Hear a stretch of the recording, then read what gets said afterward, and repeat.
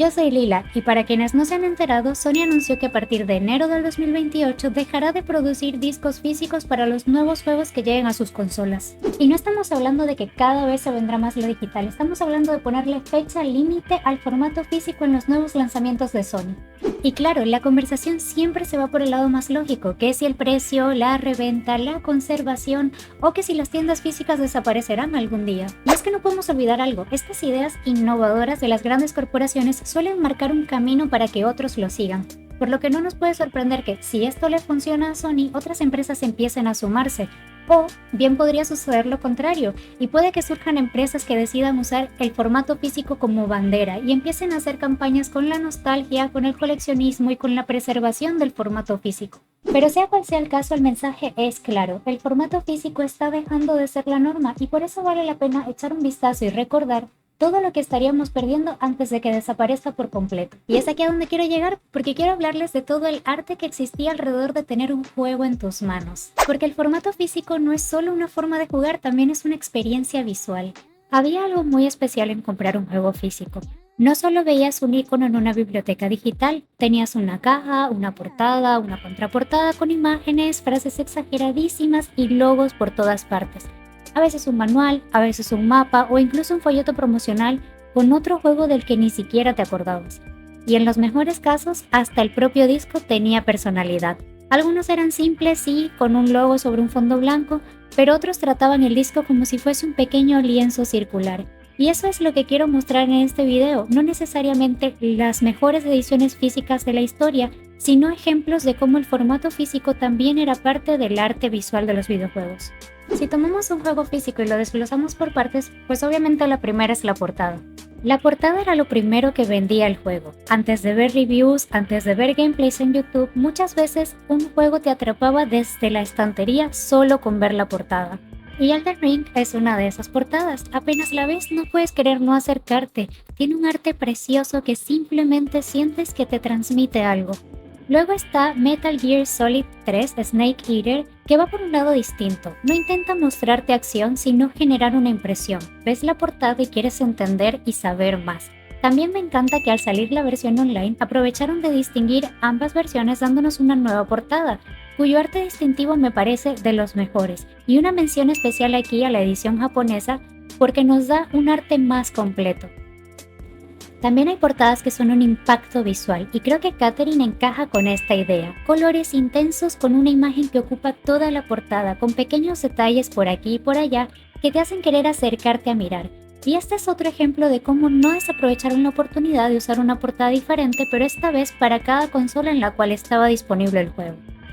Y aquí quiero volver un poco al pasado y recordarnos a todos Pepsi Man, una portada que no podemos evitar reconocer y que apenas con verla nos llena de nostalgia y de emoción. Y eso es algo que se siente diferente en digital. Sí, la imagen sigue existiendo en un icono, en un banner, pero no es lo mismo que tenerlo en tus manos. El juego ya no forma parte de tu colección física, ya no está en tu cuarto, ya no lo puedes tomar.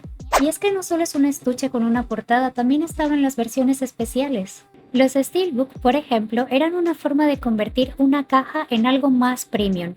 A veces eran más bonitos que la portada normal, a veces usaban un arte minimalista, ilustraciones alternativas o acabados metálicos que simplemente se sentían especiales. En Horizon Forbidden West usaron la oportunidad para darle una mejora al arte. Los colores, el material simplemente capta tu atención apenas lo ves. Mientras que Metal Gear Solid 5 The Phantom Pain mantuvo un diseño más sencillo, limpio y cuidado. Me gusta porque simplemente se siente la identidad del juego con solo verlo.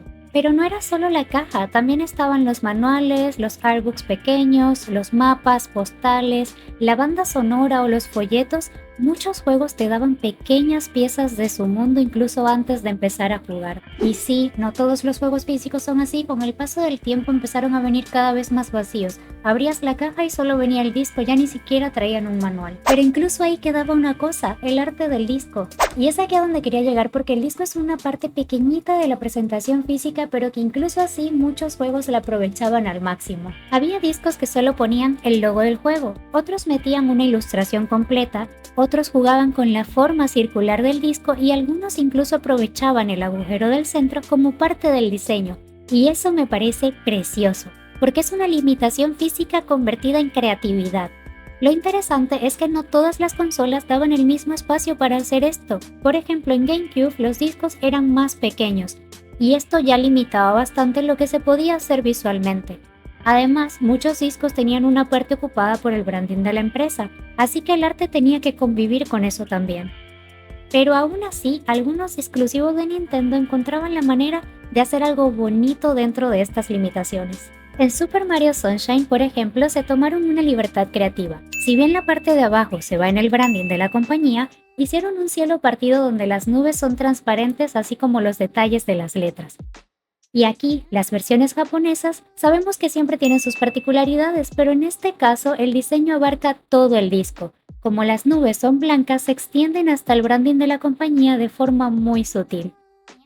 Y otro ejemplo es el Zelda Twilight Princess. Aunque el espacio era limitado, el arte sigue teniendo identidad. Pero si hay una consola que para mí dejaba brillar muchísimo el arte en sus discos, era la Wii. Porque el branding era bastante discreto. El logo de Wii estaba a un lado, limpio, sin comerse la imagen. Y eso daba muchísimo espacio para jugar con el diseño. Hay discos de Wii que son simples, es cierto, pero hay otros que son increíblemente creativos. Un ejemplo sencillo, New Super Mario Bros. De Wii nos dio un diseño que simplemente se siente muy de Nintendo, colorido, reconocible y directo. Ves el disco y ya sabes exactamente el tipo de juego que tienes enfrente. Luego está Kirby Epic Yarn, que juega con el concepto del juego. Todo el estilo de hilo, tela y manualidades se presta muchísimo para lograr un diseño muy bonito. En el Super Mario Sluggers apostaron por una idea divertida, porque el propio disco se vuelve una pelota de béisbol. Es una idea sencilla, pero perfecta para el formato. Wii Music también juega muy bien con la idea de convertir el disco en algo gráfico, usando ese brillo colorido que tienen los discos como parte de su diseño, para crear un bonito efecto visual al manipularlo. Y luego están los juegos que usan el agujero del centro como parte del arte. En Xenoblade Chronicles, el centro del disco puede integrarse visualmente con la espada, y ese es el tipo de detalles que me encantan y creo que cualquier coleccionista lo va a apreciar. En Metroid Prime Trilogy, el agujero del centro puede sentirse como parte del cañón de Samus, siendo un elemento integrado en la composición, que para muchos puede parecer una tontería, pero hasta ese detalle fue bien pensado al momento de hacer este diseño. Y Rhythm Heaven Fever tiene esa vibra de que el centro parece formar parte del sol, integrando un elemento que no se puede controlar en su diseño principal. También tenemos Link's Crossbow Training, que no desaprovechó la oportunidad y el disco emula un blanco al tiro. Otra vez, el formato del disco condiciona el diseño y el diseño responde a eso. Y no puedo no mencionar Okami, porque no desaprovecharon el arte del juego para hacer que su versión física también fuese un impacto visual. Y esta es la parte que más me gusta de los discos físicos, cuando no solo imprimen una imagen, sino que piensan en el disco como otro objeto, otra composición de la edición física. La Wii U también tuvo discos muy bonitos. En New Super Mario Bros. U, por ejemplo, el disco puede sentirse como una extensión de un nivel, con los personajes caminando dentro de ese pequeño espacio circular. Ahora, Yoshi's Woolly World integró la estética del juego en su presentación, usando el estilo de lana para su arte físico, dejándonos uno de los discos más tiernos que he visto. Y Zelda Wind Waker HD aprovechó este formato circular y nos enseñó de una manera muy creativa el pequeño mundo que existe dentro del juego. Y como último ejemplo de esta consola, Kirby and the Rainbow Curse es otro ejemplo de cómo un juego con una identidad visual fuerte puede hacer que hasta el disco parezca parte del universo del juego. Y aunque Nintendo tiene muchísimos ejemplos creativos para mencionar, pues no es la única consola. Incluso en PSP también había discos que no se quedaban atrás. Al ser UMDs tenían otra forma, otra presentación y otra sensación, un objeto raro y muy de su época. Un ejemplo es The Simpsons Movie UMD, donde el diseño es una dona perfectamente enmarcada en el formato del disco, ícono indiscutible que representa a los Simpsons apenas lo ves. Y pasando a consolas más modernas, pues estas también buscaron hacer algo memorable. En Lego Star Wars, The Skywalker Saga, pese a que parte del espacio se va en el branding, el fondo de la Estrella de la Muerte fue una buena decisión creativa. Es exactamente el tipo de cosas que se pierde cuando todo pasa a ser solo un icono digital. Y Final Fantasy VII Rebirth tiene un detalle precioso con sus dos discos, porque funcionan como un set visual, con Cloud y Sephiroth enfrentados inspirados en esta toma, No es solo disco 1 y disco 2, es una pequeña composición. Y volviendo un poco más atrás en el tiempo, las versiones japonesas del Final Fantasy de PlayStation 1 son simplemente una obra de arte. Porque muchas solo usan el diseño completo, limpio y sin complicarse demasiado. Y es que a veces eso es más que suficiente.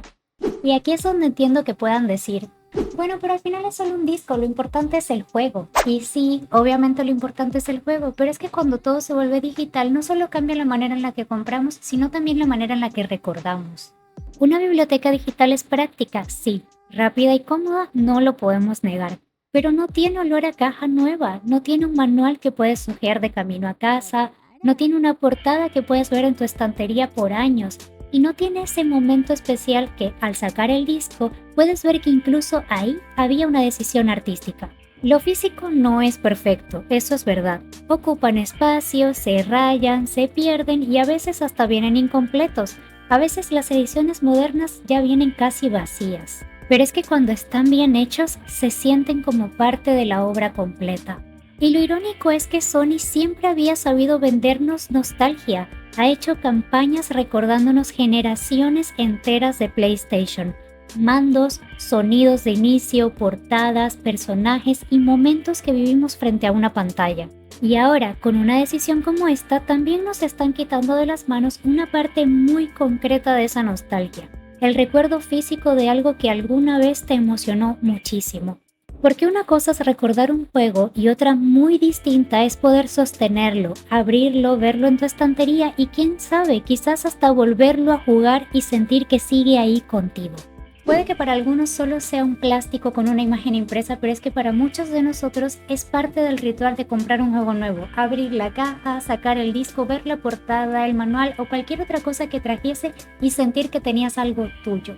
Y pues si el formato físico desaparece, no solo se pierde una forma de comprar juegos, sino también esa pequeña galería de arte que venía con ellos. Ahora quiero saber cuál recuerdas tú. ¿Cuál es la versión física, disco o portada más bonito que has tenido? Te leo en los comentarios. Bye, Sute.